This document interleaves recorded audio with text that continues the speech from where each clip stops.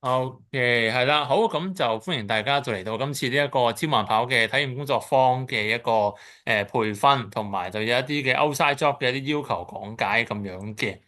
係啦，咁就我哋今次呢一個嘅培訓啦，其實就有兩個嘅目的咁樣嘅，咁就一就係即係俾大家知道，即係而家坊間最都有掀起咗一定嘅話題嘅一個超慢跑究竟係咩嚟啦。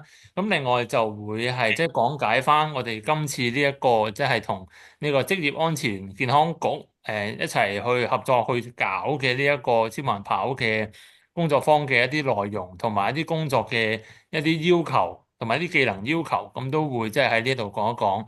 咁跟住之後，其實目的啦都係另外個目的就係希望可以就係藉住即係今次大家都學識咗一個超慢跑嘅一個技巧。咁話唔定可以喺大家即係嘅一啲班組啊，咁就都可以加插咗呢一個嘅技巧落去咁樣，起碼你都同啲學員講話，誒，我都識呢個超慢跑喎，起碼你都多咗一個話題，甚至係多咗一個技巧，咁就可以同翻啲學員去分享、去教佢哋咁樣咯。係啦，咁去到最後咧，咁就阿 Ian 咧就會幫手咧，就會講更加詳細同專業關於呢一個慢跑嘅技巧咁樣嘅。係啦，咁我哋先講咗呢一個我哋 outside job 嘅一個情況先咁樣嘅背景俾大家聽下啦。咁其實今次咧就係職安局咁就揾咗我哋就女稱 YFit 啦，咁就去搞一連串嘅一啲工作坊咧，就俾一啲唔同嘅公司咁樣嘅。咁我諗之前大家喺個群組都見到有一啲係一啲比較大型啲嘅公司啊、國際公司啊或者係國企嘅公司啊都有嘅。咁其實就佢都係想promote 翻一啲即係俾，尤其是一啲冇運動啊或者少運動嘅員工咧，可以有一啲嘅運動方法咧，俾佢哋喺公司啊，佢哋自己個位啊，同埋翻屋企原地啊，或者隨時隨地咧都可以做到嘅一個運動咁樣。咁所以我哋都同佢傾咗一陣嘅，最後 come up 咗就係即係搞呢一個即係。超慢跑呢一個 technique 咧，咁就去教翻俾啲市民咁樣咯，係啦，咁所以咧喺呢一度就大家都可以留意翻，就係嚟緊我哋會面對嘅嗰啲嘅參加者咧，就多數都會係一啲冇乜運動動機嘅，未做過運動嘅，同我哋嗰啲班嗰啲同學仔咧就爭一個 level 咁樣嘅，因為畢竟佢哋已經係 ready 去做運動噶啦嘛。咁而呢一班咧就可能即係大家可能平時喺街嗰度見到話，我都好少運動啊，或者好 typical 嘅一啲文職人員啊咁樣嘅情況都唔出奇嘅咁樣。咁所以其實就我哋都即係 tune 咗個 level，就係話就今次呢一個工作坊咧，其實都係想話俾佢哋聽，有呢一個超慢跑嘅一個運動嘅方法，其實係簡單同埋係易上手嘅，同埋安全嘅。咁所以就唔需要話太強求佢哋話啊，一定要達到一啲咩嘅姿勢啊、動作啊，唔係咁樣咯。都係只係話俾佢聽係有呢一個運動，同埋佢哋係可以嘗試去跟住做咧。咁其實都已經係 OK 噶啦，係啦，因為佢都職安局嗰邊都好 concern 呢個安全呢一個情況嘅，咁所以就最緊要都係量力而為，安全為上，就係我哋今次呢一個 outside job 嘅一個要求咁樣嘅。係啦，好，咁跟住之後咧，就講下我哋即係去到落手做嘅時候有啲咩要注意咁樣啦。咁首先啦，就係我會喺個群組度咧，就會即係 share 呢一個 PowerPoint 就俾大家嘅。咁所以到時咧就會按翻即係我 assign 咗嘅嗰個嘅工作嘅教練啦，同埋日誌啦，咁咧就大家咧就先準備定呢一個 PowerPoint 先。咁就可能係即係用手指啊，或者可能擺上自己個Facebook 啊，擺上自己個 WhatsApp 度啊，咁啊自己到時 download 翻落嚟，咁就去到時去用咁樣嘅。咁同埋另外咧，就都建議大家咧就都準備好呢一個 download 咗呢一個拍字機 app 同埋 YouTube app 咁樣嘅。咁點解咧？咁 YouTube app 就顧名思義，我哋一陣間就都會示範，即係播一啲180嘅一個 BPM 嘅一個片啦，或者啲嗰個節奏咧俾佢哋聽嘅。咁如果你話到時上唔到網嘅，咁其實都可以用呢一個拍子機嘅 app 咧，咁都好方便嘅。咁就 Android、iOS 都有。咁我就 suggest 咗呢一個，咁佢就可以係一嚟教嗰個個 beat 係幾多啦，180日啦，或者再慢啲都得。咁佢都可以去轉其他嘅聲嘅，就唔會話淨係咚咚聲咁悶咁樣。咁所以呢一個我就建議各位教練，如果要嚟緊做嘅話咧，咁就 download 定呢兩個 app 先咁樣啦。係啦，咁跟住咧喺呢一個 job 度啦，咁就會分咗五個環節咁樣嘅。我諗大家如果有做過即係啲 outside job 都應該都知道，其實嗰個開始嘅時間就未必係咁準確啦咁樣。咁所以呢個都係一個 roughly 嘅時間咁樣嘅。所以你見我喺最尾 Q&A 同總結嘅時候咧，有10分鐘，其實嗰度都係一個即係走盞位去俾大家去即係拉上補下咁嘅情況咁樣嘅，但係不過就要注意翻咧，就喺開頭嘅時候咧，都係必須咧係要即係介紹翻咩係超慢跑啊，佢嘅益處啊，佢嘅安全事項啊咁樣嘅，係啦。咁當然你可以喺中間嗰啲伸展啊或者 cool down 嘅時候，咁都可以即係加減睇下會唔會快少少啊，偷偷少少時間咁樣都可以嘅。甚至話喺超慢跑嗰個體驗入邊都偷少時間，即係做啲圓咧，咁都可以嘅。但係不過就盡量就俾一個full course 佢哋去感受下、體驗下，咁等佢哋去到最尾真係知道究竟嗰個超慢跑嗰個嘅實際嘅情況係點啊？咁等佢哋可以有個具體啲嘅 feedback 俾翻職安局嗰邊咁樣咯。係啦，咁所以嗰個時間分配啦，就會係大概10分鐘咧，就會係用 PowerPoint 去講下，即係個係咩嚟啦、益處啦、安全啦。咁跟住之後就會係落手去做嘅一個環節啊，就會有一啲事前事後嘅伸展啦，同埋一個超慢跑嘅體驗喺中間嘅。咁最後咧就都希望咧就教練們啦，咁就可以就做翻一個 Q&A 啦，同埋有個總結，就講翻即係起碼都會提翻佢哋啊，以上我哋做啲乜嘢嘅動作，可能好快咁做一次，俾一個提醒佢哋啊，同埋都講翻佢哋嗰個安全要點俾佢哋聽咁樣咯，係啦。好，咁跟住之後咧，咁其實我都喺嗰個 group 度啦。咁其實就見到你今次咧，其實就大概每一日咧都有會有2個教練喺度嘅。咁我就會想咧，就係喺前面嗰個咧就會係一個主教，後面嗰個咧就會係一個助教嘅角色咁樣嘅。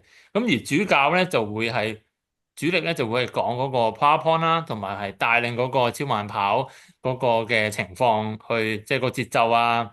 就話佢帶嗰個唔同嘅一啲動作，一陣間都會講嘅，同埋做總結嘅。咁喺而助教咧，咁就可以幫手咧，就可以帶下做呢個 warm up 啦，同 cool down 啦，幫手影下相啦。咁影相又要注意咧，就唔好影到即係人哋啲樣啦嚇，盡量睇下可唔可以影背脊，但係又可以影到教練咁樣嘅狀態咧，咁啊最好啦。咁同埋就喺當主教練去帶緊呢個超慢跑嘅時候咧，咁助教咧都可以周圍行下，去睇下啲參加者嗰啲姿勢係點樣啊，都可以俾啲建議佢哋咁樣。咁同埋就有啲乜嘢其他到時一啲情況咧，都可以即係去協助翻主教咁樣咯。係啦。OK，好，咁我就開始咧，繼續去講下呢一個超慢跑嗰個嘅嗰個 PowerPoint 有啲咩要點咧，咁就需要去即係講翻俾啲參加者聽咁樣嘅。咁我哋今次呢個 PowerPoint 咧就有呢5點咁樣啦。咁我哋首先咧就會講咗呢一個超慢跑嘅好處咁樣嘅。咁大家咧都可以咧就順住由頭講到落尾咧，咁其實係 OK 嘅。而尤其是一啲藍色 highlight 咗嗰啲咧，我都係有一啲 tips 咧，咁大家可以即係就算唔係好記得啊，或者唔係好霎時間唔記得咗講啲咩咧，咁都可以就講翻啲藍色 highlight 嗰啲位去教翻啲參加者咧，咁都係 OK 咁樣嘅。譬如好似我會建議一開始咧就會講下啦，超慢跑咧其實就係呢一個 Nico Nico 嘅 pace 嘅一個微笑節奏嘅跑法咁樣嘅。咁呢一個咧其實都係因為呢一個超慢跑咧，其實其中係源自於一個咧就日本嘅博士去提倡呢一個運動嘅節奏咁樣嘅。咁呢一度就一講起啲日本嘢嘅時候，咁可能啲參加者啊、啲 staff 啊，咁就會即係會豎起隻耳仔聽多啲啊，精神啲咁樣去聽啊，咁樣嘅情況。咁呢度都可以去提一提咁樣嘅。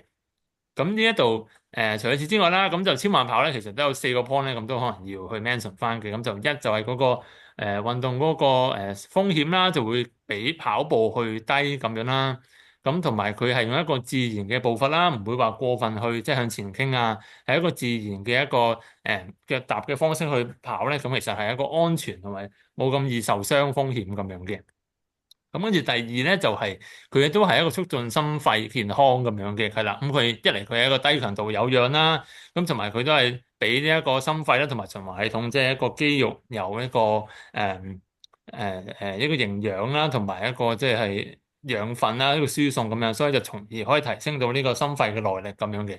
咁呢一度都可以即係講翻俾佢聽，其實做呢啲低強度係可以即係幫到呢個血液循環呢個作用咁樣咯。咁第三啦，咁就會係呢一個可以幫助呢個脂肪燃燒啦。咁同一時間咧都可以即係講解下隔離嗰幅圖嘅，其實就係話其實我哋喺一個我哋做緊運動嘅時候，大概個心率啦，咁大家都可能聽過即係 Zone 1 to 3嗰啲啦。咁大概可能喺 Zone 2嗰陣時候咧，就會係一個燃燒脂肪最佳嘅一個區間嚟嘅，就好似隔離幅圖咁樣。當我哋嗰個心跳係去到大概係55啦到70咧，大概啦，咁就會係一個燃燒脂肪嘅最有效率嘅情況嘅，就好似隔離幅圖咁樣。咁當嗰個心跳如果大過咗呢個70嘅時候，咁可能我哋會用多咗一啲糖原啊、肝糖去做一啲作為能量嘅。咁呢一度就同嗰個脂肪咧，咁就燃燒嗰個效率就會低咗啦。咁所以點解咧？我哋就話要做一啲低啲強度嘅運動咧，咁先至可以有效去燃燒脂肪咧，就係咁嘅意思啦。跟住同埋就係嗰個疲勞感會少啦，因為佢就唔容易去呢個堆積乳酸啦，咁所以咧就做完呢一個超慢跑咧都唔會話好攰咁樣嘅。咁所以咧呢個係一個簡單而又易上手，同埋又係一個喺燃燒脂肪咧都係一個好有效嘅一個簡單安全嘅運動嚟嘅。跟住之後啦，就可以繼續講咧，就話啊，咁呢一個超慢跑係點樣可以開始啊？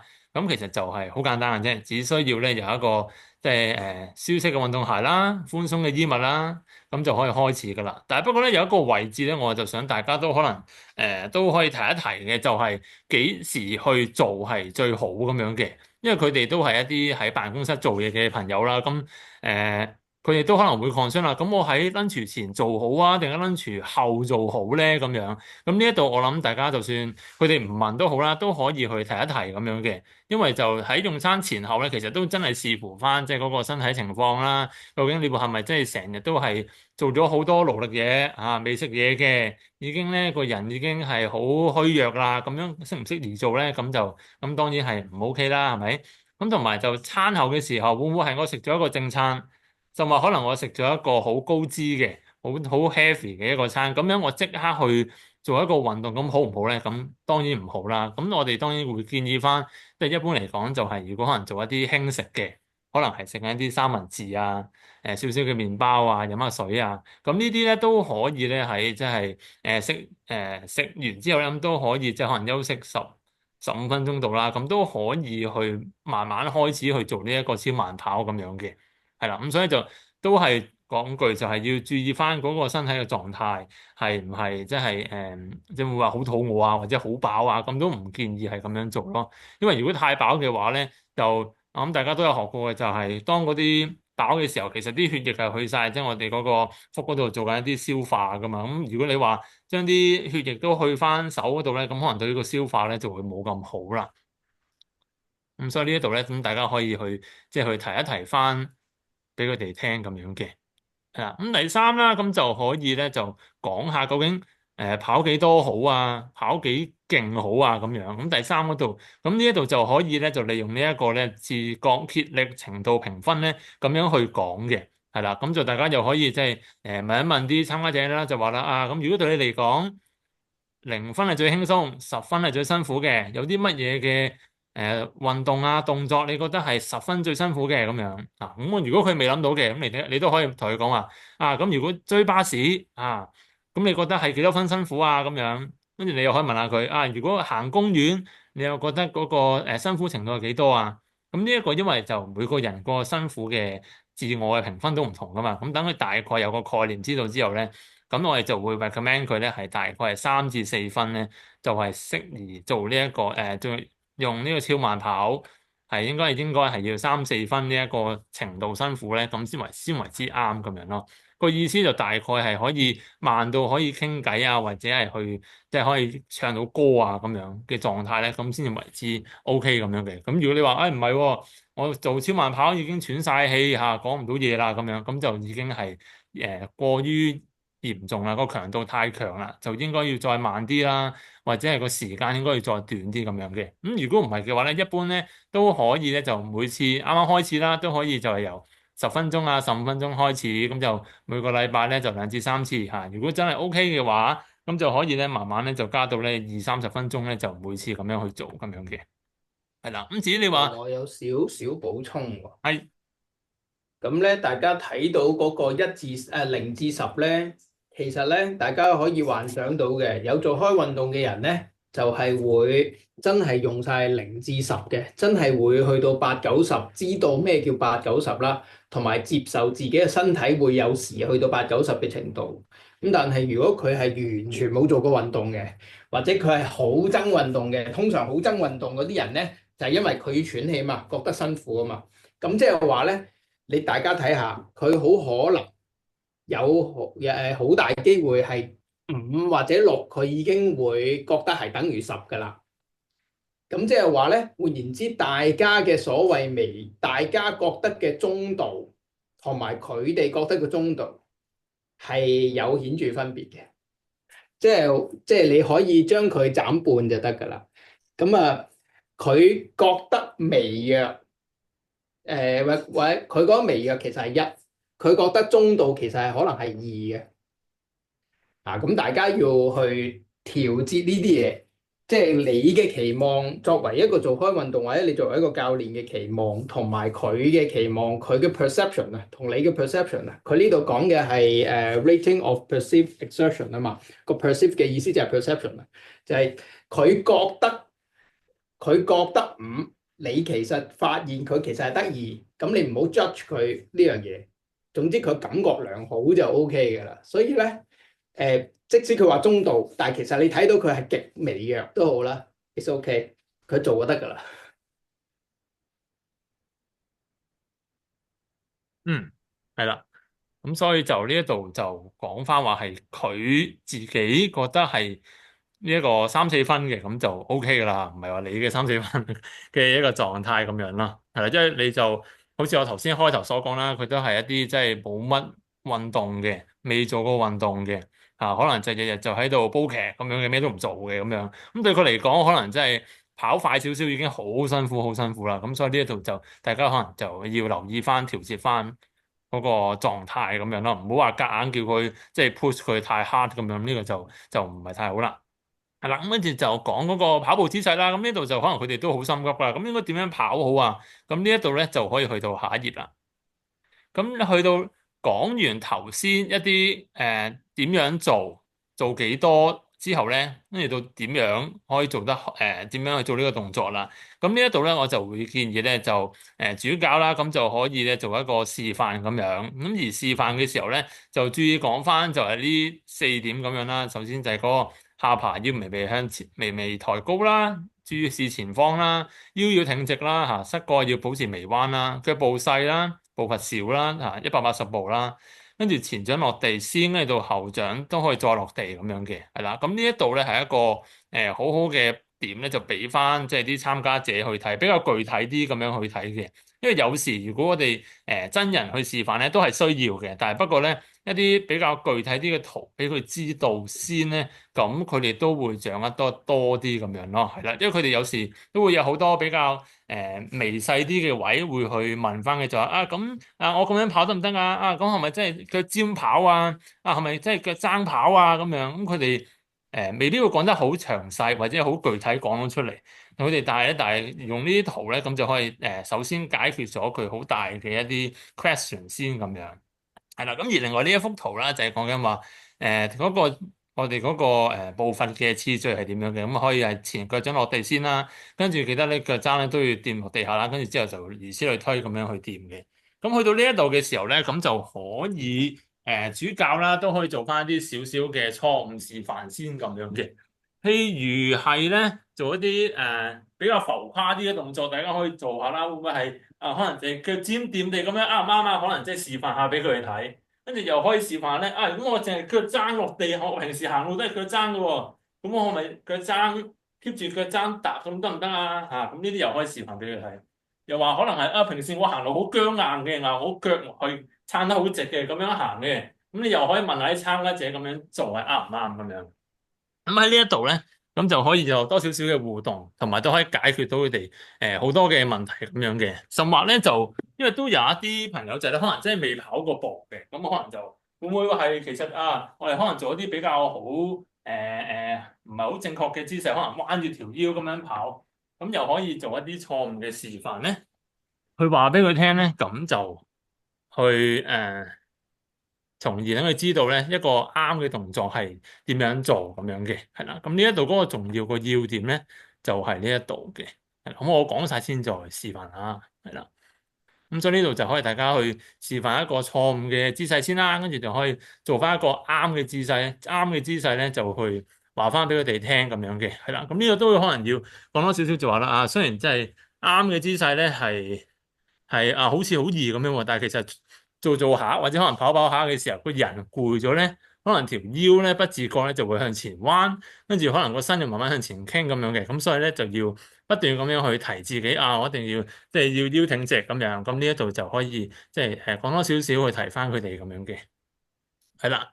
咁我哋教完咗嗰個跑嘅技巧之後啦，跟住之後咧就講下嗰個音樂咧俾佢哋去聽咁樣嘅。咁呢個時候咧就可以有兩個方法啦，一就係用翻嗰個節拍器，咁就去話俾佢聽，其實 App 咧都有呢個方法咧，就可以即刻就去開出嚟，就去做一個腳踏嘅節奏俾佢聽嘅。咁第二咧就可以咧就即刻去 scan 呢一個 QR code。咁呢個 QR code 其實一撳咧就係一條YouTube 嘅180bmp 嘅片嚟嘅。係啦，不過開之前咧，可能大家就小心條片咧，佢都會倒數3、2、1，跟住之後就會有個好似人哋跑步比賽響雞嗰個聲，都幾大聲，咁呢度要小心翻啊。係啦，咁所以喺呢一度大家播完咗之後咧，同埋都有啲廣告嘅，咁所以大家開嘅時候咧都要 concern 翻，即係會唔會可能其實會唔會預先開定咗先咧，跟住就再去撳咧，咁就會可能比較理想啲啦。係啦。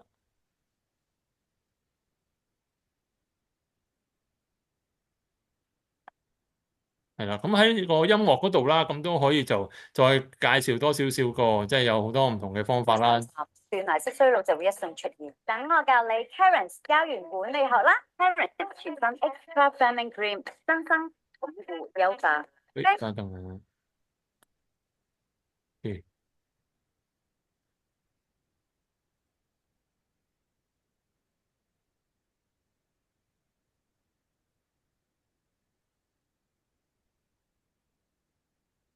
係啦，喺音樂嗰度啦，咁就都可以即係介紹翻，其實就啊唔係淨係得呢一條音樂係可以跟嘅，咁大家都可以上網去 search 幾個一啲字眼嘅，就包括係一個即係180嘅 BPM 啦，或者係超慢跑節奏啦，或者可能打中文180嘅節奏啊、節拍啊，咁都可以揾到一啲相應嘅音樂咧，就去跟住聽嘅，就唔使話咁悶，就好似聽住嗰個彈琴嗰個節嗰個打拍子機嗰個節奏咧咁悶咁樣，咁就可以有唔同嘅啲音樂咧。去輔助呢一個超慢跑，咁就從而可以即係鼓勵佢去跑多啲啊，或者用唔同嘅方法去跑咁樣咯，係啦。咁呢個都係一個參考嘅。咁到時就真係開始去做呢一個超慢跑嘅時候咧，都可以播住呢個音樂，咁就一齊去跑咧，咁都係一個幾好嘅選擇嚟嘅，係啦。咁我陣再講。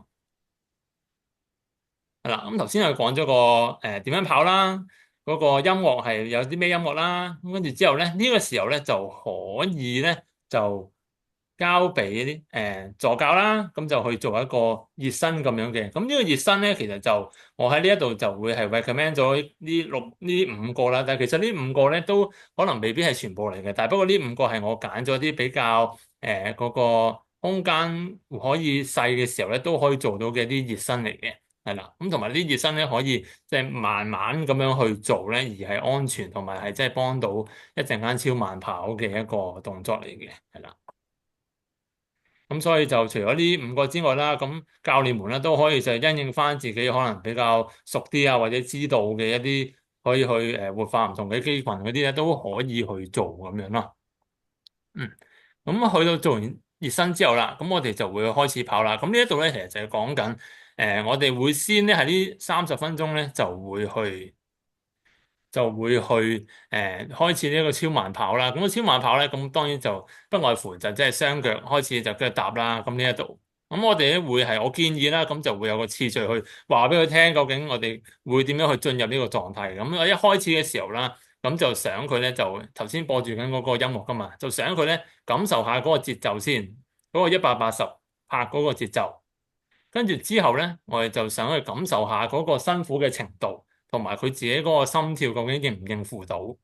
可以叫佢問下自己啊，你而家跟緊呢一個180個節拍啦，究竟你個分數，你個自覺竭力辛苦喺嗰個程度有幾高咧？係咪去到5分咧，定係6分咧，定去到7分咧？咁如果7分咧，咁就建議佢咧就可以即係跑慢啲啊，個腳踏節奏慢啲啊咁樣。跟住第三啦，跟住就開始咧就話助教啦，或者可能教練啦，就去試下修正下佢哋嘅姿勢啦，就話大家一齊腰要挺直嚇，咁腳步咧要踏得齊啲咁樣，咁呢度就要修正翻。跟住第四咧就要想佢哋咧開始去感受呢個音樂，享受呢個音樂，咁佢哋先至會慢慢咧就唔需要話記住呢個節奏1、2、1、2、1、2咁樣咁辛苦去跑啦。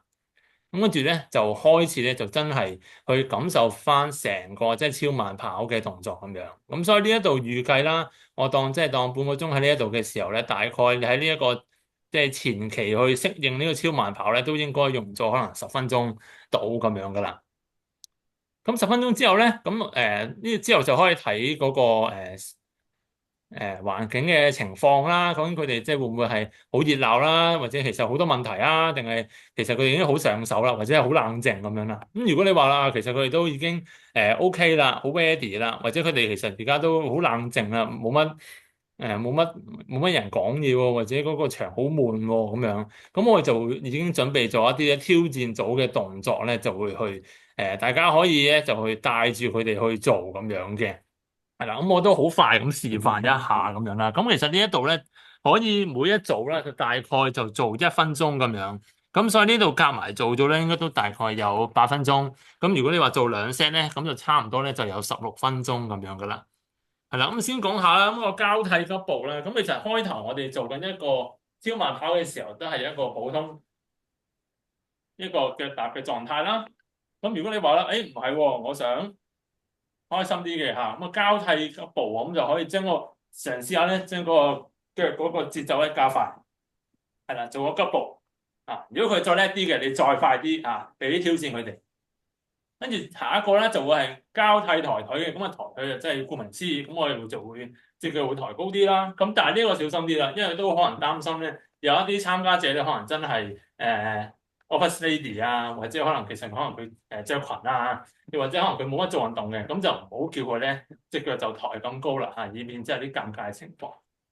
係啦，咁下一個咧就後踢腿嘅慢跑啦，咁就可以叫佢隻腳咧就可以盡量睇下可唔可以踢到個 pat pat 咁樣。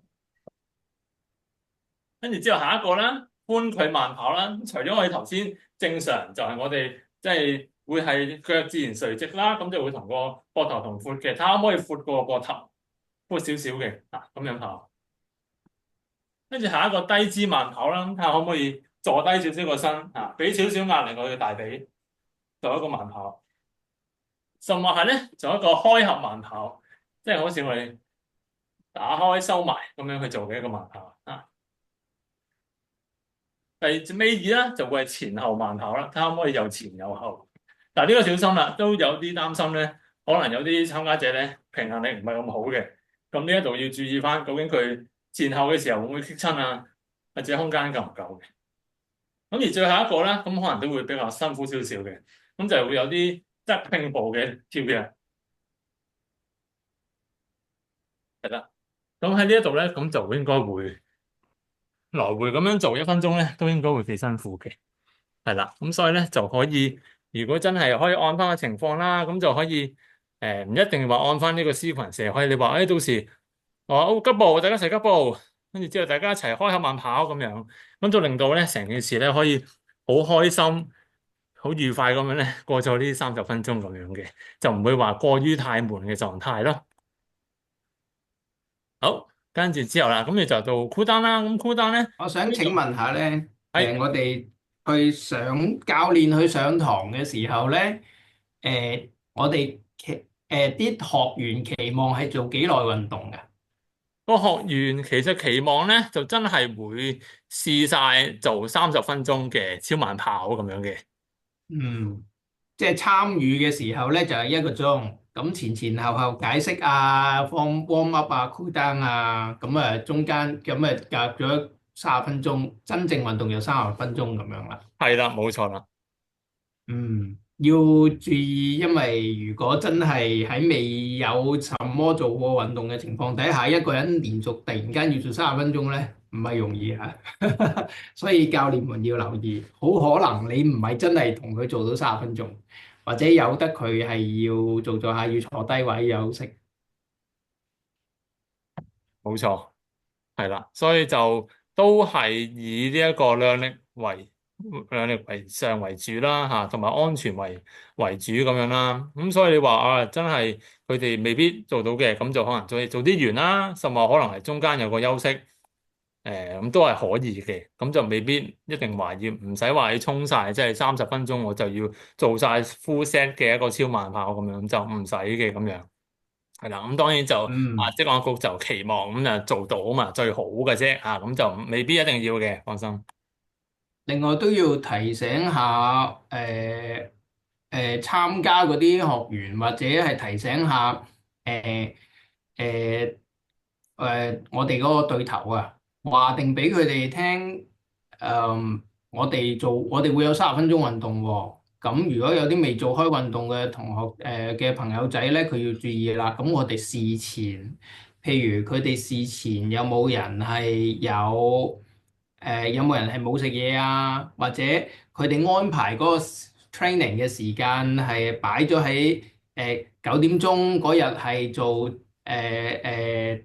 department 嘅訓練啦，即係嗰啲增值啊，還是係放咗工之後自願參與嘅咧？咁其實唔同嘅時段啊，大家嘅狀態、精神狀態同埋食飽，即係嗰個身體嘅狀態都唔同。咁如果佢哋係9點鐘開始嘅，咁同啲朋友仔啱啱嚟到，可能有人冇食早餐，可能有人食咗好大份早餐，咁樣先至上堂，或者係 lunch 之後嘅，咁好可能啲人係出咗去，成班同事一齊出去食嘢嘅，食完嘢翻嚟，食到飲飽食醉翻嚟，其實佢係諗住啊有得 hea 下唞下，甚至乎諗住匿埋瞌一陣嘅添，咁啊，咁大家就要留意啦。如果你要佢哋做運動咧，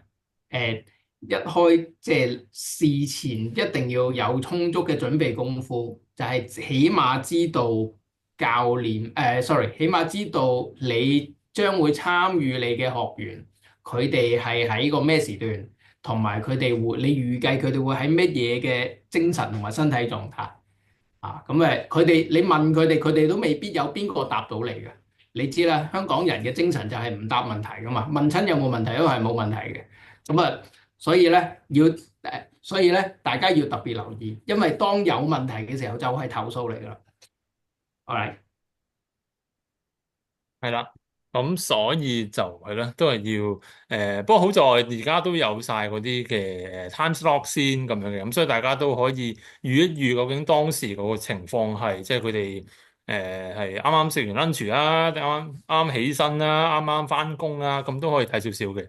咁另外就職安局嗰邊咧都會提醒翻啲參加者，嗰一日就會有呢一個超慢跑嘅運動咁樣嘅。咁當然啦，就好似頭先啲人成日話齋咁，其實都有啲人其實都係想嚟 hea 嘅啫咁樣。咁所以就未必需要話即係太過要捉住佢話，你一定要做啊各樣咁樣，唔需要。咁就如果佢真係想即係坐低休息嘅，咁就悉隨尊便咁樣。可能佢真係想即係坐低學下先嘅，咁都 OK 嘅，冇問題嘅。係啦，咁最後啦，呢度都會有一啲嘅 cool down 嘅 suggestion 嘅，咁呢度其實都係一小部分咁樣嘅啫，因為呢一個其實我哋都會即係 share 翻俾啲各公司嘅員工嘅，咁所以呢度都係一個純粹係一個參考咁樣嘅，咁所以就到時教練啦，咁就都可以按翻嗰個需要啦，就都係專係針對翻一啲下肢嘅一啲伸展咧，咁就做翻就可以啦。譬如係一啲比目魚肌啊、腓腸肌啊咁嗰啲都可以做翻咧，咁就佢哋咁就 O K 啦。咁等佢哋知道翻，其實即係一個運動啦，我哋由開始 warm up 要做啲乜嘢，運動中途有啲咩嘢要注意，甚至去到完咗之後都有一啲 cool down 要做嘅，咁咧係要俾翻呢一個嘅相對嘅知識俾翻佢哋聽咧，咁就係比較重要啲咁樣咯。係啦，咁所以就呢度大家都可以即係提翻啲參加者，其實係需要做翻一啲cool down 啦嘅情況，咁就可以就教嗰啲唔同嘅招數咁樣嘅。係啦，咁最後就好啦。咁呢一個就 QR code 就係佢哋嗰邊嘅啫，咁就唔需要太擔心。咁所以總括嚟講咧，咁就我哋喺呢一個一個鐘嘅情況下啦，咁我哋就會就係講下即係嗰個一啲背景啦，講下點樣安全跑啦，講下啲姿勢啦，跟住就會係之後翻到屋企或者平時做嘅時候嗰個音樂係點樣啦。咁呢個都重要嘅。跟住之後同埋嗰啲事前嘅 warm up 啊。cool down 啊，係點樣做啊？點樣做？係做幾多 set 啊？要做幾多個小時？每一下要做幾多秒啊？咁樣呢度都可以，大家可以分享多少少。跟住之後做超慢跑嘅時候，咁就按翻個情況啦，唔一定話要做晒半個鐘嘅咁樣。如果見佢哋都開始力有不繼嘅，或者反應都係一般嘅咁樣，咁可以就即係中間休息啊，甚至係即係早啲完咗喺呢一個超慢跑嘅體驗咧，咁都係可以咁樣嘅。係啦，反而就可能留翻多少少時間留位，可能做 Q&A 啊，或者可能大家有一啲嘅運動嘅分享啊，咁都可以喺有多嘅時間咧去做咁樣咯。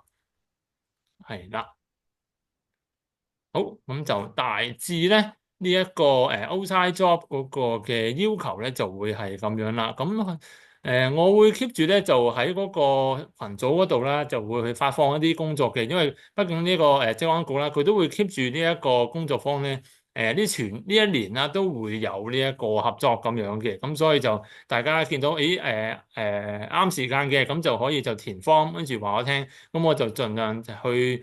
即係去 assign 翻俾大家去做咁樣咯。咁當然啦，喺我哋第一次嘅活動之後啦，咁我都會可能會有啲心得啊或者 feedback 啊喺翻個群組度講，咁就方便翻大家之後做嘅時候有啲咩嘢要注意啊咁樣嘅情況咁樣咯，係啦，咁就應該喺我16號第一次做嘅時候咧，就應該會有少少嘅 update 俾大家，同埋都有少少相俾大家大概知道當日嗰個位置啊，雖然間間公司唔同啊，即係可能喺一個比較狹窄啲嘅一個會議室點樣做啊，我諗大概有個概念或者印象俾大家先咁樣，咁可能大家到時帶呢一個活動嘅時候咧，都會去易啲去做到咁樣咯，係啦，好。我想提議咧，Eric，如果我哋上咗幾個唔同嘅工作坊之後，咁一來就係當然有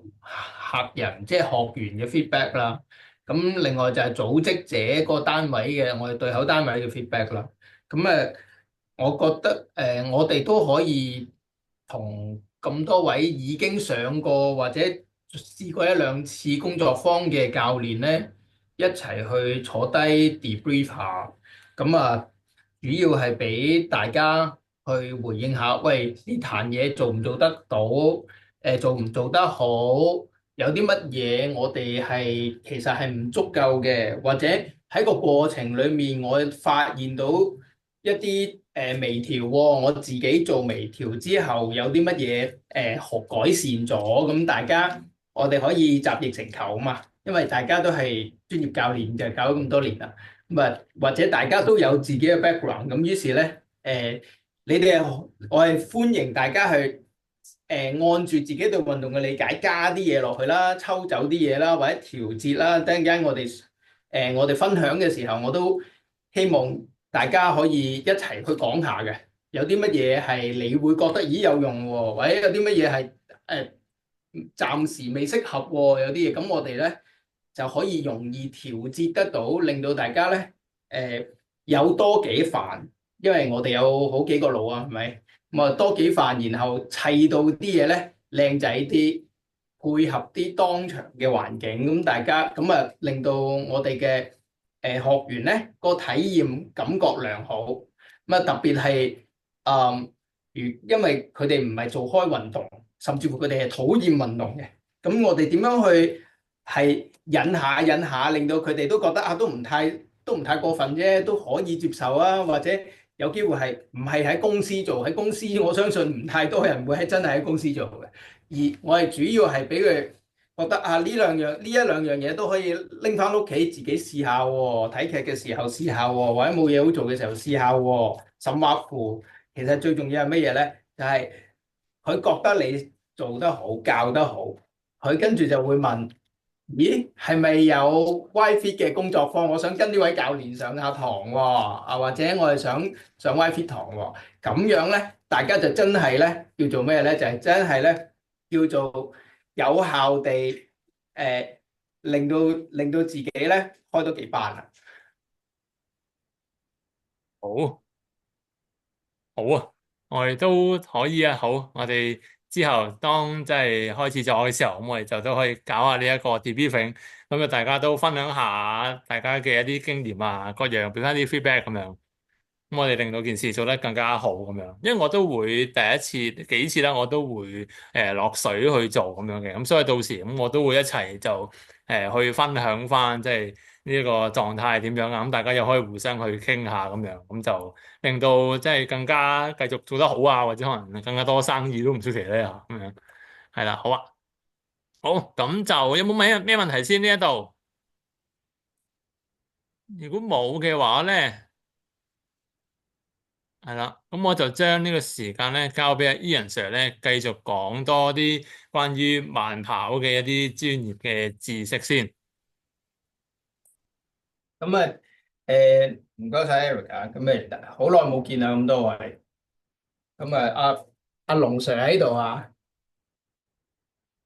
大家可以開我建議大家可以開咪嘅。如果你個空間 OK 嘅話咧，你開埋鏡頭都得嘅。我當我哋咧好似網上班，大家見面咁樣去做運動咁樣啦。咁當然啦，如果你覺得話唔方便嘅話，呢個位開唔到鏡頭喎，咁都唔緊要嘅。啊，咁大家睇到啦。我依家呢個位置咧係日頭嚟嘅，咁我並不在香港啊，我喺曼島。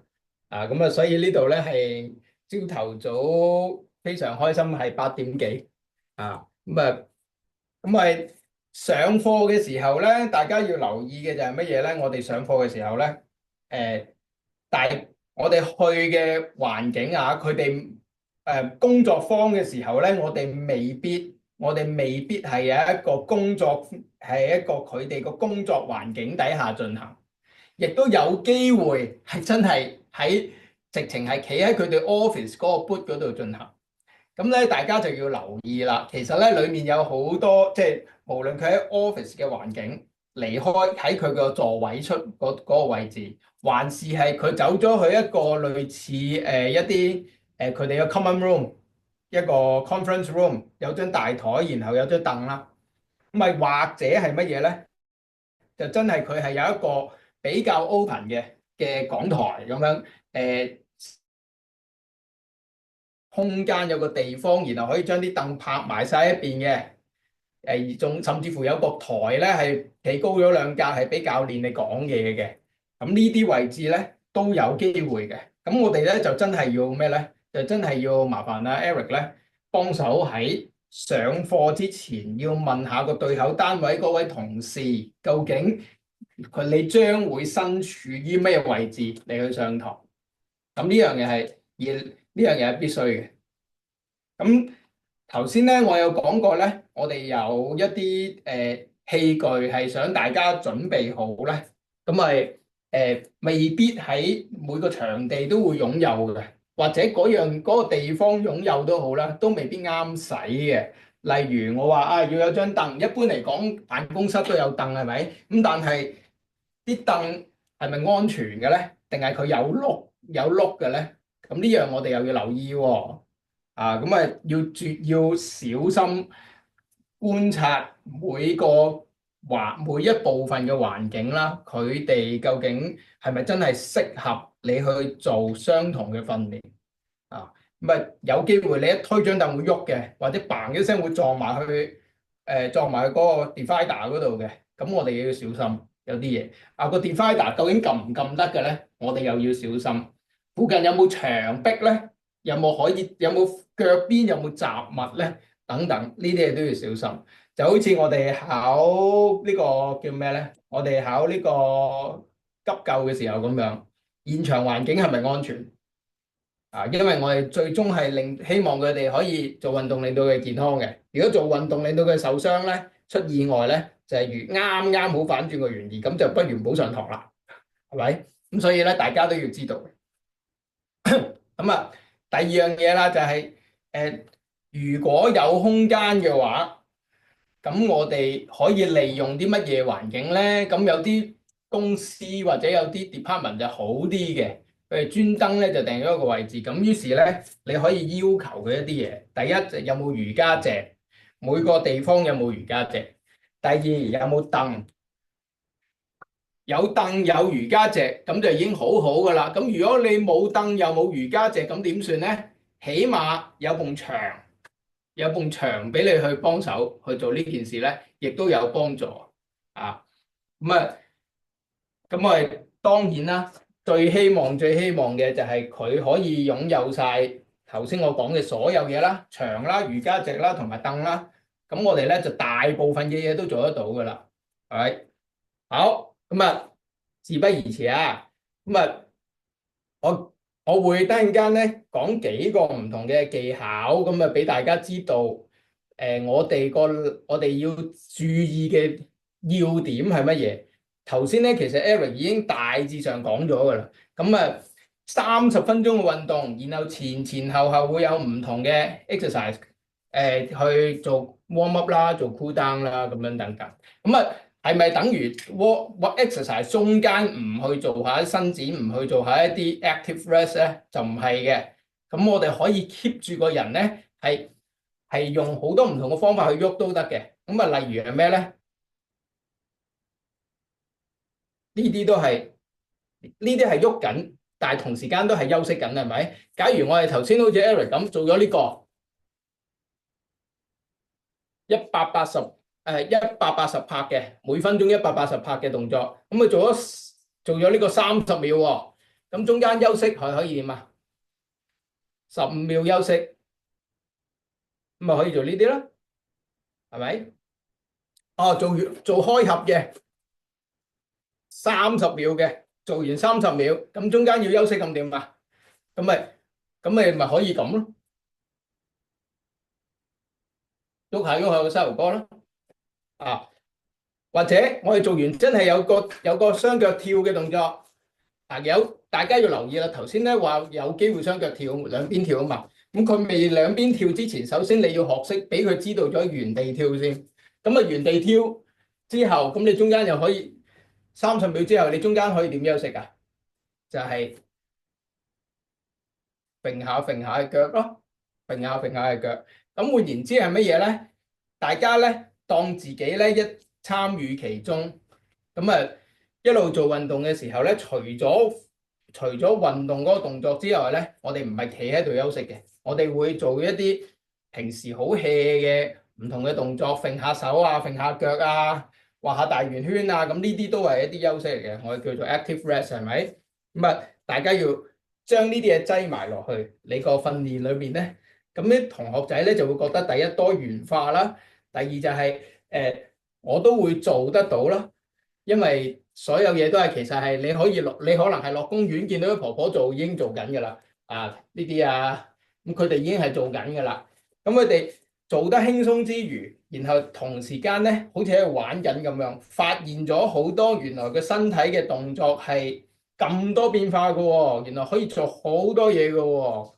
咁佢就會覺得同你上堂好有趣，或者呢一堂好有趣啦，係咪？咁我哋咧就要大家慢慢去掌握一樣好重要嘅嘢，就係時間嘅拿捏。頭先咧阿 Eric 講咗咧有個180拍嘅節拍，咁大家可以諗下啦，每分鐘180拍，即係話咩啊？60秒180，咁即係每秒有幾多拍？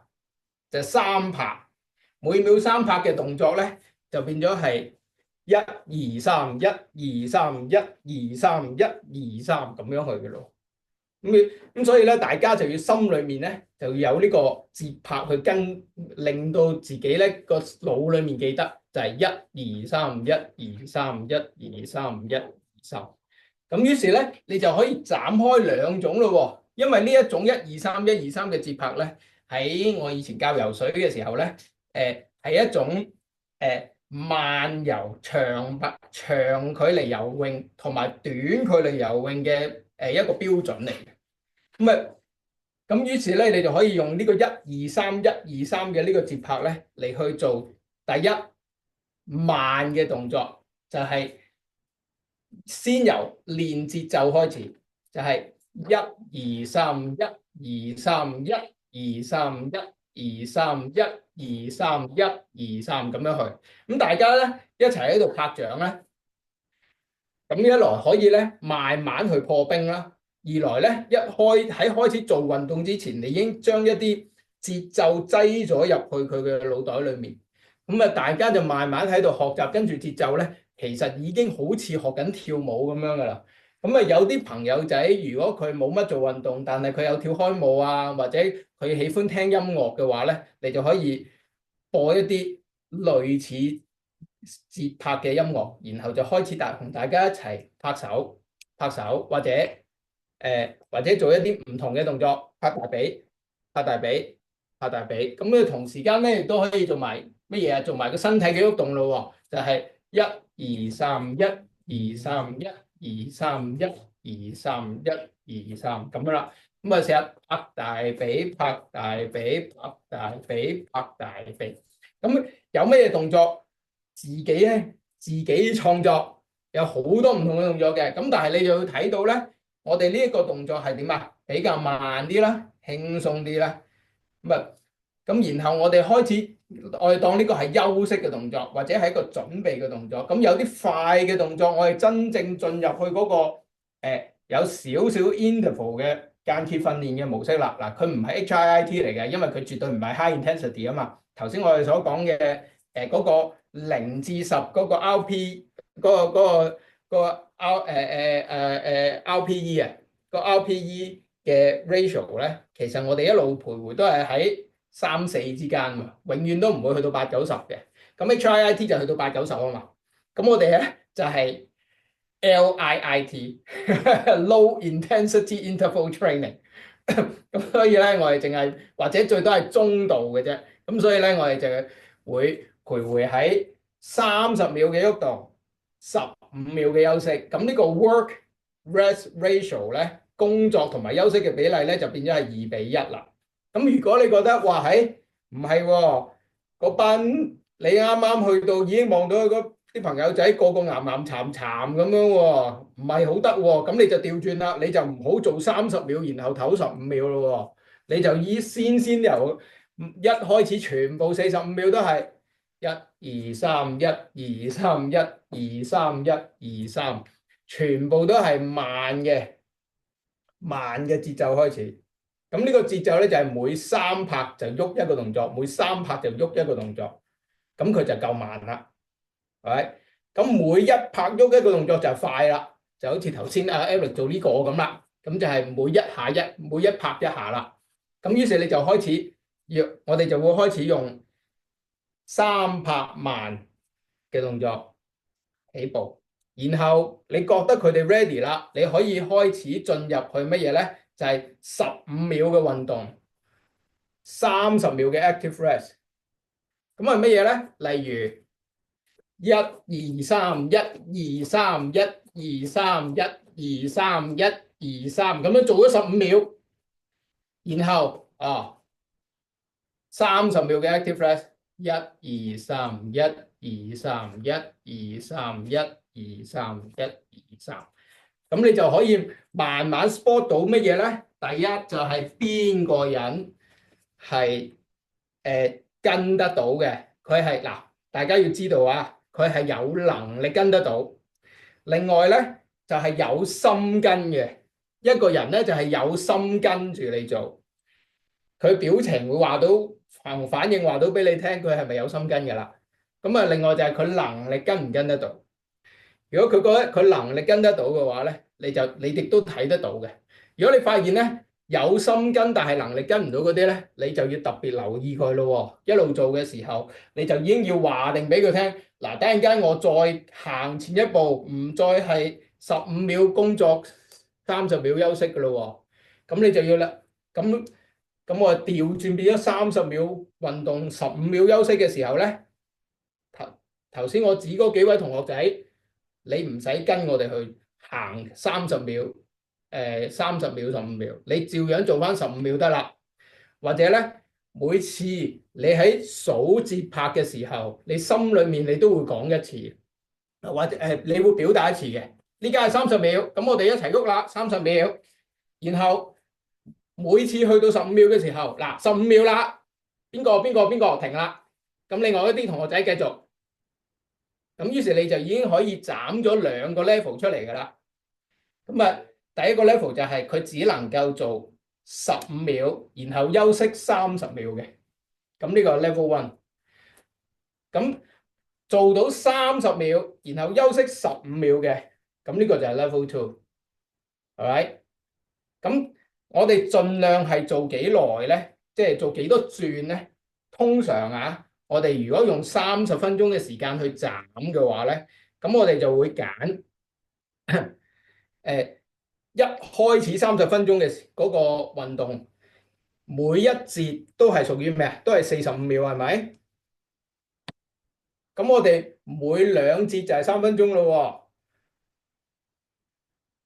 喎，每4節就係6分鐘咯喎。點解我要講得咁慢呢？我就係想話俾大家聽，30分鐘裡面有10個3分鐘，有5個6分鐘。咁於是你就可以 plan 啦，你可以豐富啲嘅，用3個10分鐘，咁你就用10個訓練，然後加多10個 active rest，你去好豐富地去做咗喺30分鐘裏面會做咗咩啊？10個 workout 動作同埋10個 resting 嘅動作，咁即係佢喺30分鐘裏面做咗20個動作。咁其實咧對一個人嘅腦袋嚟講咧，已經係 very stimulating 嘅，係咪？好啦，咁如果你覺得哇咁樣我都好辛苦喎，我都 prepare 太多啦喎，我記得好辛苦喎，我或者會 distract 咗我，令到我冇辦法講前面同埋後面嗰啲嘢喎。咁於是你會點咧？你就可以將佢變咗做每一個動作係6分鐘，即係4 set 啦，30秒。15秒，30秒，15秒，連續4次30秒15秒，加埋埋咁樣3分鐘。咁如果你咁樣3分鐘呢個4 set sorry 對唔住，我亂咗啊。呢個45秒分半鐘，咁啊分半鐘啦。咁跟住4連續4 set 咧就3分鐘啦。咁就係10個動作。咁如果你覺得10個動作太攰啦，咁於是咧你就將佢變做咩啊？8 set 嘅咯喎。咁呢個8 set 嘅 exercise 咧，你就要諗下啦。哇！我做8 set 相同嘅 exercise，會唔會好悶先？咁但係如果嗰樣嘢係好有用嘅，或者係個超慢跑嘅重點嚟嘅，你就講定俾啲同學仔聽。嗱，等陣間咧，我哋有啲嘢係做4 set 嘅，有啲嘢係做8 set 嘅。重點嘅嘢我哋要做8 set 嘅，就係因為我哋呢個叫做慢跑訓練工作坊啊嘛，咁所以咧大家就係要做慢跑嘅嘢啦，係咪？咁中間有冇得休息咧？就係視乎佢係屬於頭先講嗰個 level one，就係15秒工作30秒休息嗰個，還是佢可以上到 level two，就係30秒工作15秒休息嗰個。係，咁唔使一開始就分辨嘅，咁啊再加上我哋頭先講嗰個學習節拍嗰個時段咧，佢可能已經佔咗你1個 lock 嘅時間，或者2個 lock 嘅時間㗎啦。咁我哋咧咁我哋再喺尾段減埋個 cool down 位咧，咁你就大約估得到啦。佢實際上嘅工作，即係實際上成個 program 咧，佢可能只係頭尾斬晒之後咧，佢可能只係得20分鐘嘅啫。咁啊頭5分鐘佢係學節拍，同埋學一啲簡單嘅前後動作，咁同時間你又要講解嘅，因為咧有啲嘢咧你喺頭嗰10分鐘裏面咧，你就已經留意到，譬如嗰個人可唔可以單腳企到？如果佢喺呢個位置，譬如我一開始唔係做任何唔係做任何一啲喐動嘅動作嘅，你想半測試、半熱身嘅模式咧，你可以叫佢扶住凳。咁通常咧，矮凳咧就扶側邊啦嚇，矮凳扶側邊。如果高凳佢啲大班椅咧，你可以俾佢扶前面嗰啲腳，甚至乎如果佢係近牆或者近 divider 嘅，你擺手俾佢撳牆或者撳 divider，咁你就可以咁你就可以透過一啲唔同嘅動作咧，去俾佢知道你去俾佢知道佢嘅 level 去到邊度，然後你亦都可以 spot 到佢去到咩動作或者乜嘢或者佢嘅某個身體嘅痛症啊，或者佢個傷患啊，係會導致到佢有啲動作嘅偏差嘅。咁你就喺嗰個時間，你就已經係要爭取時間去問，或者爭取時間去有進一步嘅指示，就係 regression 啦，就係哇，咦你咁樣做仲唔得喎？嚟唔使舉高啦。如果你咁樣舉高係將個膝頭哥舉到腰咁高嘅有困難嘅話咧，你俾隻腳趾公掂住啦，然後咁樣去平衡，繼續做，咁佢就大約掌握得到啦。嗱，呢個咧就係我哋所需要嘅嘢啦。咁咧就係俾 regression 佢啦。咁如果佢係 progression 嘅，就係咦佢就咁拎得起喎，冇問題喎。咁於是咧，你喺頭嗰4節裏面，佢做到好輕鬆嘅，咁你就可以加 level 3啦。咁就係咩咧？你可以叫佢遞高啲，甚至乎係隻腳踢下踢下踢下踢下踢下啦。咁樣都得嘅。咁呢個咧就係你自己創作出嚟嘅 progression 啦，就係向前行一步嘅，係咪？咁換言之係乜嘢咧？你上課嘅時候，第一你設計咗10個 exercise。頭先Eric 都整咗好多個啦，都應該過咗10個噶啦。咁然後咧，你諗10個 active resting 嘅 exercise。例如頭先我做嘅呢啲啦，呢啲啦，等等，呢啲都係嘅，甚至乎係呢啲啦，放鬆下腰骨啊，放鬆下膊頭㗎啦。咁呢啲咁嘅 exercise 咧，係喺晒你個腦裏面，你都自己演練過晒 prep 過晒，你就知道晒做完呢個下一個係乜嘢，做完呢個下一個係乜嘢，你就唔係喺臨時就寫落個手板度都得嘅，寫落個手板度，咁但係就唔係太過專業啦喺嗰一刻。咁你已經要準備好晒㗎啦，alright？咁所以事前大家記得要做演練，唔好臨時埋到位就到時係點就點啦嚇，alright？咁喺呢兩部分咧，大家有冇問題先？我哋講咗2樣嘢，第一就係我哋上課嘅時候嗰個時間嘅控制同安排。第二樣嘢咧就係每個動作嘅 progression 同埋 regression，就即係話你整咗一個動作，譬如你做跑步嘅提膝嘅呢個動作，咁如果佢隻腳唔得嘅，有扁平足、腳板底痛、足底筋膜炎，咁點算啊？咁你咪叫佢扶住，淨係咁樣夾腳踭咯。咁已經係 regression 啦。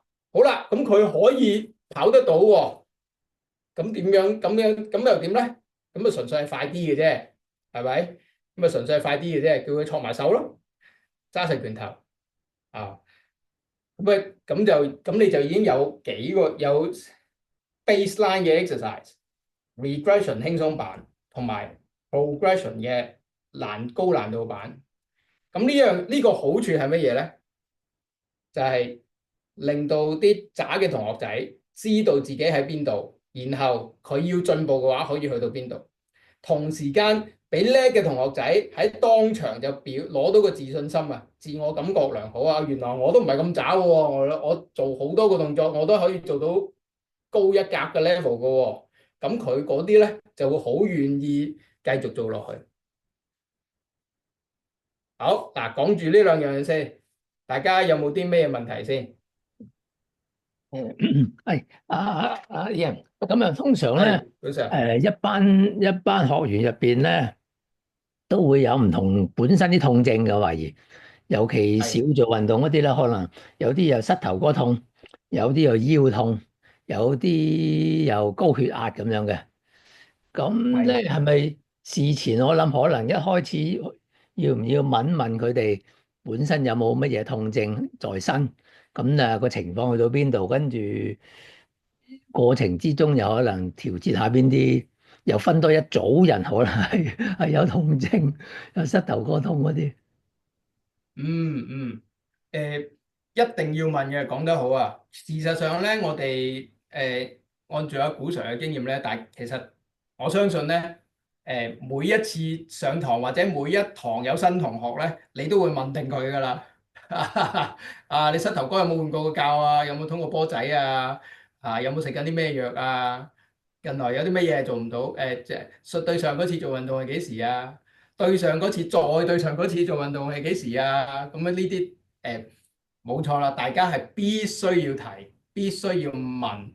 咁最擔心嘅係乜嘢咧？就係成班都係同事，好熟又唔係好熟，唔熟又唔係好日，但係又日見面。咁有啲私隱嘅嘢唔想講啊，我哋擔心嘅係呢啲嘢。咁於是點樣咧？就係我哋提定問定，願意舉手嘅，咁你就可以進一步去問清楚係乜嘢。咁於是咧，你就可以提定佢，等陣間有啲乜嘢你要佢要控制住位唔做。如果佢唔願意舉手嘅，但係佢都收到你嘅信息啦，於是你等陣間跟進所講，等陣間我哋有分三個 level，一開始輕鬆版，然後上一格，然後再上一格。咁我哋上嘅時候，如果你發現自己上唔到咧，你就唔好上啦。如果你覺得自己有啲唔舒服嘅，或者甚至乎佢可能係唔係好想做嗰個動作嘅，你自己繼續做輕鬆版都得啦。咁佢冇正式進入嗰個運動嘅狀態，咁但係咧，佢一路有 keep 住參與咧就夠。同時間佢亦都感覺到咧，教練俾佢有，即係雖然一大班，但係我哋都有足夠嘅個人嘅關懷俾到佢哋。咁呢樣嘢係的確係非常緊要，特別係對新教練嚟講，呢個係阿古 Sir 第時可能要揾你分享下你嘅經驗喎。同埋喂，啲朋友仔可能都會問，喂，咁我膝頭哥痛，係咪做到啱啱唔痛定點樣啊？咁樣嘅膝頭哥痛咧，咁一來好多唔同嘅情況啦，亦都有好多唔同嘅程度啦。咁如果佢本身已經上落樓梯好痛，甚至乎佢行翻工，其實嗰段路已經好痛㗎啦，企喺度企得耐又痛㗎啦，咁點算咧？咁啊就係當然一定係喺佢痛之前佢就要收㗎啦。咁有啲同學仔咧就係驚痛，咁於是喺佢驚之前佢就收啦。咁於是咧佢就係跌咗落去頭先我講嗰個1:1至10嗰個 level 裏面，佢唔會做到3同4，佢做1至2佢就收㗎啦。咁但係唔緊要嘅，你就係話俾佢聽，as long as 你有喐，你肯做，你喐下就得啦。你一痛你咪坐低咯，或者你覺得心裏面覺得唔舒服，你咪坐低咯，係冇所謂嘅。咁但係咧，我哋就可能要加多少少嘢，例如我哋一開始熱身嘅時候，我哋要做足一啲準備功夫啦。例如大家都可以坐喺度嘅，咁於是我哋一開始咧就係做坐喺度嘅拎腳啦。咁如果哇喺坐喺度拎腳，佢都覺得有困難嘅，佢擔心嘅，咁我哋可以做咩咧？就係一開始深呼吸，我哋一齊捽下個膝頭哥15秒。捽完膝頭哥15秒，跟住我哋試下拍下佢，拍15秒，外面拍15秒，裏面拍15秒，咁其實都45秒噶咯喎。咁佢已經做咗3個動作啦。咁其實呢啲嘢咧，都係一啲對本身長期有痛症或者佢擔心佢個痛症復發嘅同學仔咧，係一啲好有用嘅護理嚟嘅。因為呢啲其實我哋唔可以叫做運動前熱身。如果你之後做運動嘅，呢啲可以係運動熱身嘅一部分。咁但係其實咧，日常生活裏面咧，呢啲動作係可以日日做嘅，成日做，因為咧呢啲係觸感訓練啊，係一啲刺激嘅，係一啲去活化我哋嗰個神經系統同埋嗰個淋巴啦，同埋嗰啲筋膜啦，等佢哋暢通啲啦。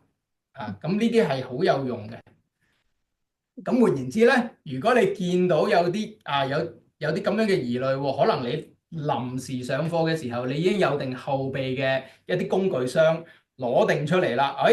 一開始見到已經邊個有膝頭哥痛，或者邊個腰骨痛，10個有6個舉起手嘅，咁你即刻就好調教啦。一開始唔好做運動，即刻好，大家坐低先，然後我哋喐下呢啲先。咁然後我哋轉下條腰先，捉住張凳咁樣轉下條腰先，咁樣15秒，跟住咁樣15秒，然後中前15秒，咁你就可以即時調節嗰個需要，係咪？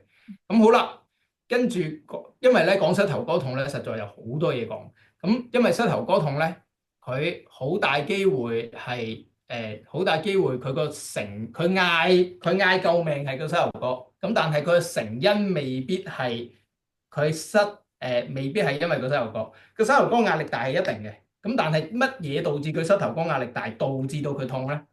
就係佢係兩邊痛啦，或者係單邊痛。佢有冇受過傷？佢有冇成日翹起腳？佢有冇成日做一啲動作係令到佢單邊得好犀利？係咪？咁另外就係佢有冇呢個食開藥？譬如佢已經係糖尿嘅，佢已經係食緊高血壓藥嘅，咁可能呢啲佢有腎石嘅等等呢啲嘢咧，唔係我哋可以處理嘅。我係要知道，然後提醒，跟住用一個相對保守嘅態度去話俾你聽。嗱，咁醫生講過俾你聽，你可以做乜，唔可以做乜，咁你記住咯噃，係咪？咁咧，我哋冇辦法喺嗰一個 section 裏面幫佢處理到嘅，我哋純粹只能夠提佢。好啦，咁如果佢真係有興趣想處理嘅，佢會上課之後主動問你，咁之後你先至再俾更多嘅資訊佢，咁就會好啲。OK，仲想問一問，兩樣嘢，咁即係話咧，好大可能，如果真係有啲膝頭哥唔舒服或者腰唔舒服咧，就預定佢係喺凳上面做超慢跑。係啦。OK，睇到我動作啊？OK，咁都唔代表好差㗎喎，因為咧一樣辛苦呢個動作咧一樣辛苦啊，一樣辛苦啊。你做一個，如果大家睇 YouTube 睇得多咧，近排有一個叫做 Chair Yoga 桌上瑜伽嗰啲 exercise 咧，佢咪成日講話，佢咪講話個效果好好嘅。咁其實係我都試過，係真係辛苦嘅，唔係講笑啊。即係因為咧180下嘅節拍咧係好快嘅。咁換言之咧，阿古 Sir 就突破盲腸啦。咁唔一定企喺度做嘅，係可以坐喺度做嘅。咁樣我差唔多要出去教班。咁問多一樣，如果嗰啲朋友仔咧話，喂，我有心臟病喎，我做到點樣就要停啊？咁你嘅問題係如佢唔願意參與係咪啊？唔係，即係佢知道有心臟病，但係又想做運動啊，又聽到超慢跑咁好啊嘛。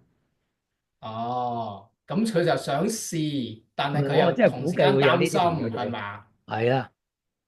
咁你咪話俾佢聽嗱，頭先我咪講嘅嗰啲訓練咧，咪就係有幾個 level 嘅。咁你咪淨係叫佢做最低嗰個 level 先咯。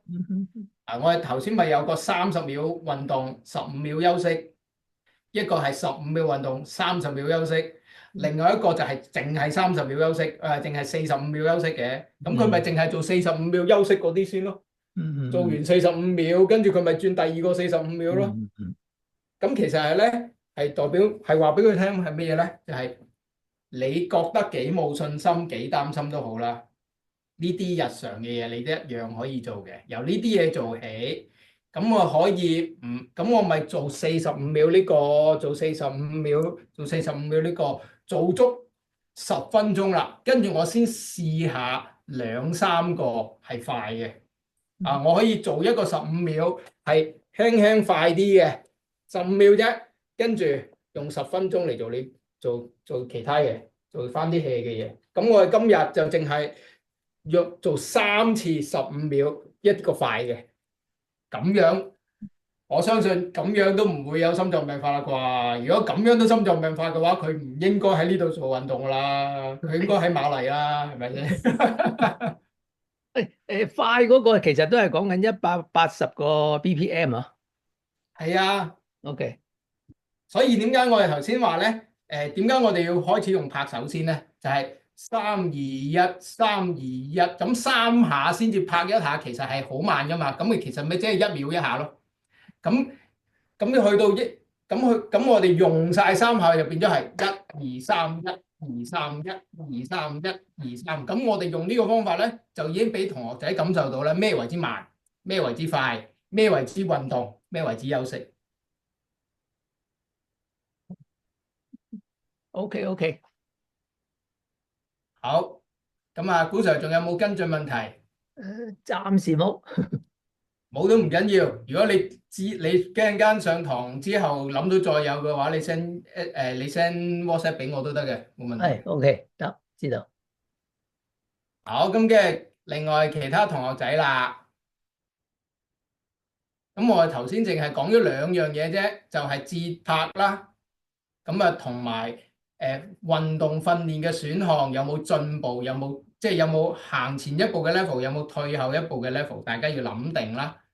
咁大家覺得頭先Eric 佢講嘅各種唔同嘅嘢，有啲乜嘢係你係未諗清楚，或者你覺得會遇到有阻力嘅，或者你個心裏面都仲係我唔知道成件事點搞好喎，個目標點好喎，點樣定好喎，點樣先至叫做成功喎，你都可以提出下。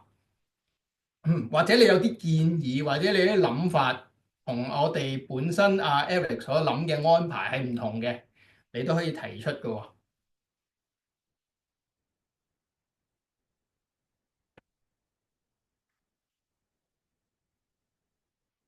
大家開下咪問下。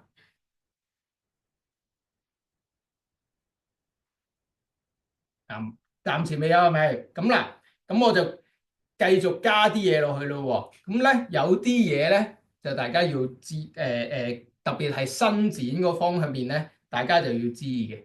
係愛嚟盡心啲去幫大家掌握得清楚啲嘅。咁我哋做嘅運動訓練啦，頭先嗰啲超慢跑訓練啦，咁其實都係一啲唔同嘅動態嘅訓練嚟嘅，動作嚟嘅。咁如果我哋要 prepare 佢哋去未來越嚟越有信心去進行慢跑，去公園嗰度跑，唔係淨係喺屋企或者原地跑啦。咁我哋要俾定一啲伸展嘅工具佢哋嘅。咁我哋要點樣做咧？咁啊，第一件事就係你要知道啦，小腿伸展一定要有嘅。咁啊，前後腳做好個弓步之後要點啊？唔係做完弓步就算嘅喎，我哋啲腳趾要向晒前指嘅，然後個人係要挨前。當你個人挨前，你後面咧腓腸肌同埋比目魚肌咧先會扯到嘅，咁樣咧係伸展唔到嘅。所以咧，點解我哋要推長咧？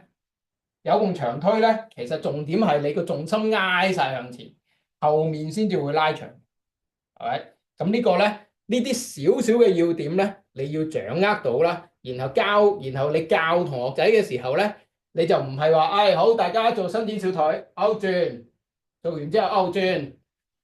咁你就俾唔到一啲 insight 俾啲參加者，講唔到，即係說服唔到俾佢聽點解跟你上堂日學到嘢或者有意思，係咪？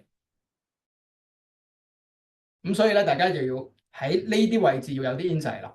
好啦，咁另外除咗小腿之外，咁我哋要伸展大腿後肌係咪？咁啊大腿後肌咧，頭先我見到咧有呢個動作，或者坐喺度嘅擺中前嘅動作，有個小竅門大家要知嘅，唔好伸直晒成個膝頭哥，企喺度你伸直80好啦，你見到我嘅腳伸直咗80，咁樣壓落去咧。然後壓咗落去之後，然後慢慢將個膝頭哥少少蹬直，少少蹬直，咁佢先 feel，咁你先 feel 到個大腿後肌係伸展緊嘅。否則咧，你長期都唔係伸展緊大腿後肌，你會伸展咗後面呢個lumbar fascia 嘅，即係我哋個腰骨嗰個呢個成日摸住後腰個位置啊。咁我哋要留意，你有冇好仔細咁樣去 cueing 話俾佢聽，啲伸展點為之有用？好啦，咁另外第三點咧，我哋平時甚少用到，但係其實係好需要嘅，就係呢個髂腰肌群啦。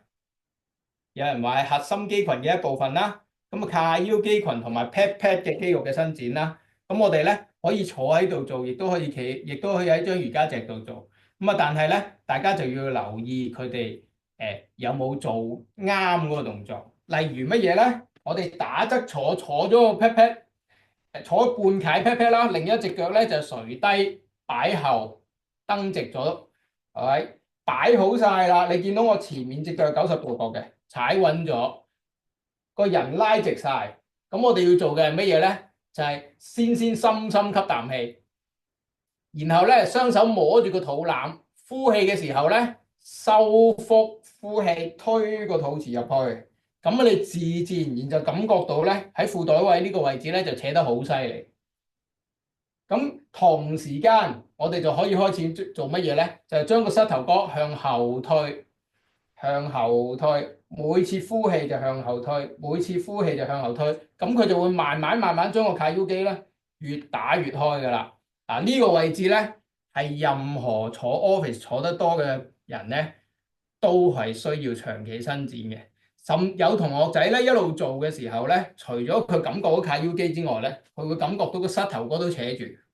呢啲位置會扯住。有同學仔會感覺到後面腰骨嘅某些豎肌肌扯住。咁就啱啦。咁佢哋咧就真正係感覺到伸展緊佢哋平時好關心亦都好弱嘅嘢。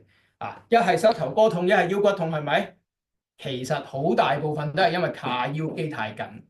咁於是你就要做呢個動作。記得唔好淨係齋撐，因為咧，當你放鬆嗰個肚腩咧，你會好容易變咗咬腰嘅。所以點解我哋係要呼氣收腹嚟撐？同時間收實前方嘅肌肉，強迫另一組伸展，咁先至叫做伸展得到。咁啊，另外翹腳伸展我哋個piriformis啦、梨狀肌啦，同埋伸展我哋嘅臀部嘅肌群啦，即係呢個臀大肌、臀中肌啦。咁我哋咧翹腳嘅時候咧，就要肯定佢過晒腳眼，就唔好擲住個腳眼或者擲住個腳腕，你會扭親嘅。咁啊，坐直個人擲好晒啦。咁跟住咧，我哋首先第一個目標就係要壓得低你個膝頭哥先。咁你可以叫佢用手幫手，或者用手踭幫手，盡量壓得低先。都壓得低啦，然後咧你就諗住咧叫佢，你就話俾佢聽，叫你將個肚臍向前推。嗱，唔係心口，唔係個頭，因為如果你心口同個頭向前咧，你會咁嘅。咁於是你都係唔係伸展緊咩啊？唔係伸展緊呢個，唔係伸展足呢個 pat 肌肉嘅。你要叫佢肚臍向前推，個心口挺直，頭挺直，咁樣一路向前推，咁就叫做做得到啦。幾個動作都係坐喺度都做得到嘅。咁最後尾四頭肌伸展，咁四頭肌伸展可以點做咧？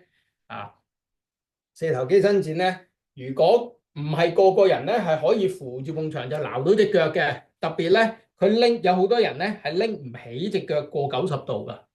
啊，如果佢冇做開運動，冇跑開，甚至乎連行山都冇行咧，佢後面咧後面大腿嘅後肌肌肉咧非常之咁弱，佢拎唔起嘅，咁佢點算啊？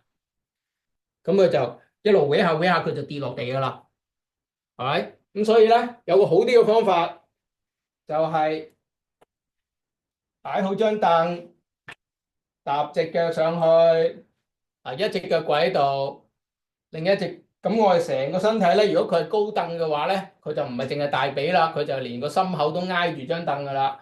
咁喺扶住張凳嘅情況底下，佢咪慢慢捉起隻腳咯。啊，因為已經過咗擺咗喺90度啦嘛，咁佢彎腰落去捉咧，容易好多啦。咁樣伸展咧，有張凳挨住啦，挨住個大髀同心口啦，有個膝頭哥有嘢墊住啦，佢個安全感多好多，咁佢就可以專心去伸展。OK，好啦，呢啲伸展我哋都有做咯喎，咁另外仲有啲乜嘢啊？其實咧，我哋要 prepare 咧，我哋個膊頭啦，同埋我哋個脊骨啦，咁我哋幾段脊骨都要 prepare 嘅，咁所以咧，你休息嘅時候或者你 warm up 嘅時候，你已經可以同佢做呢啲，將你個膊頭向後旋、向前旋，啊，甚至乎攞起手踭一齊做蝶式嘅 exercise，咁等等呢啲都其實係幫到手嘅，係咪？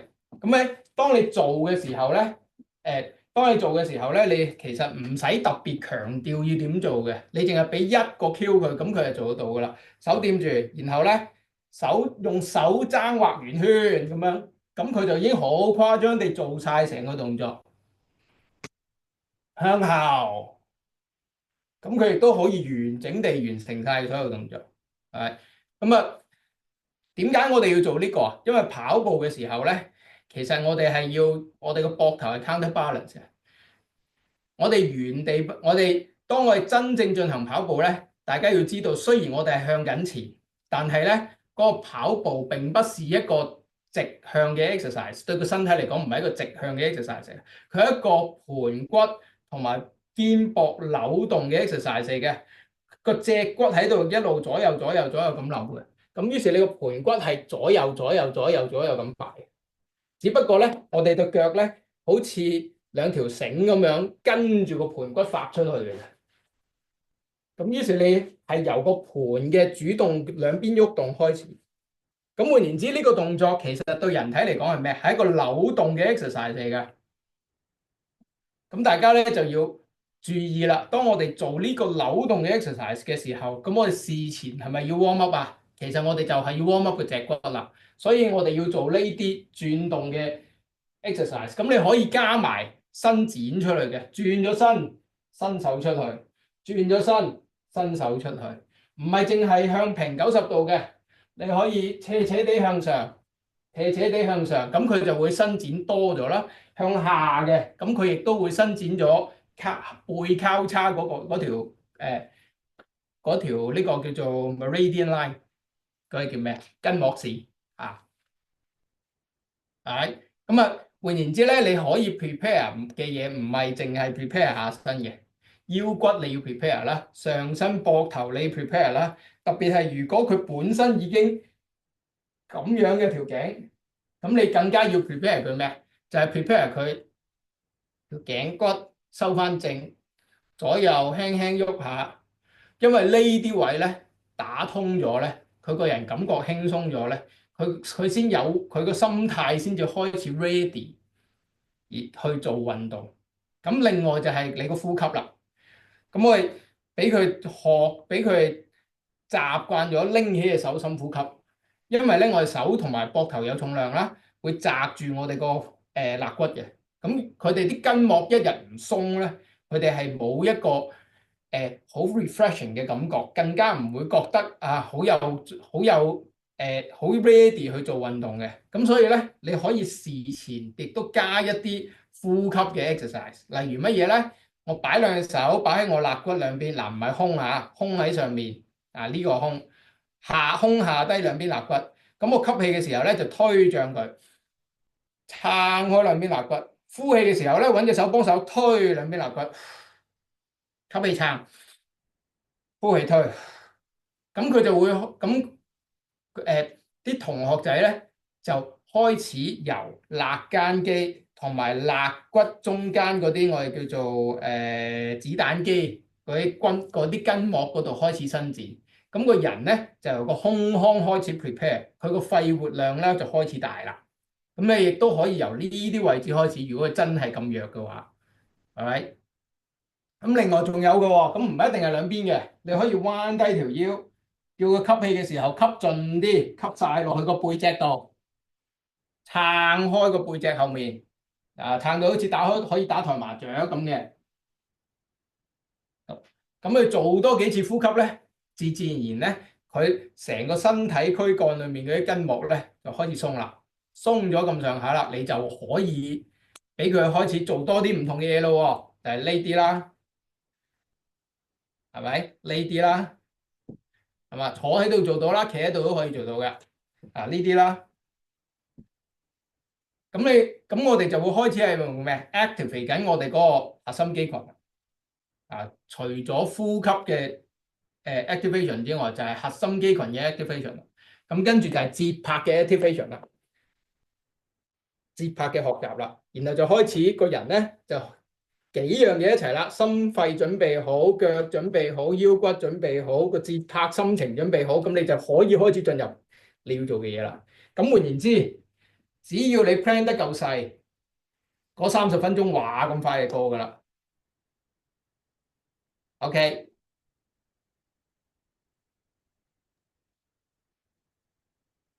好。係啦，好，咁就唔該 Ian 頭先詳細嘅解釋先。咁因為今次都真係一個幾好嘅機會，其實我就覺得，因為我哋平時即係教練們啦，接觸嘅就會係一啲已經準備好做運動嘅朋友啦，甚至可能係一啲長者中心嘅一啲長者啦。雖然佢哋都係一個已經準備好要做運動啊，或者去投入呢一個活動嘅一啲人啦。咁而今次咧就會係一啲咧就係、你要我上我咪上咯，或者平時我都冇做開運動嘅，公司要我嚟做喎，咁我咪去做下咯。咁而呢一班就正正係一啲冇運動動機嘅、冇接觸運動嘅朋友仔，點樣？而我哋就有一個機會，就係點樣可以即係透過我哋即係已有嘅一啲教練嘅一啲技巧啊、知識啊，就話可能 Ian Sir 頭先講嘅一啲技巧啊，去鼓勵佢哋去做運動。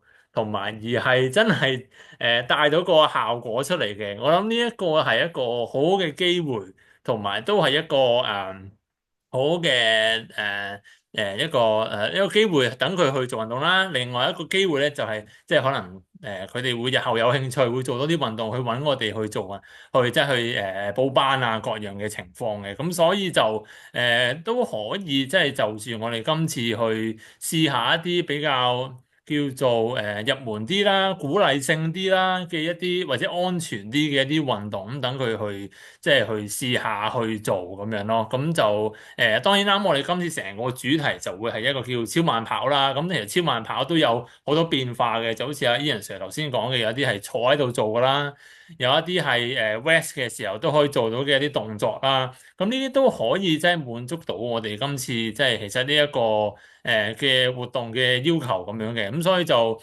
到時就真係睇下每一間公司究竟佢嗰個啲人嘅一啲組合係點樣啦嚇，即係唔排除可能有一啲係做文職做咗好耐嘅，跟住有一啲就可能係清潔姐姐咁樣嘅嚇，唔知道。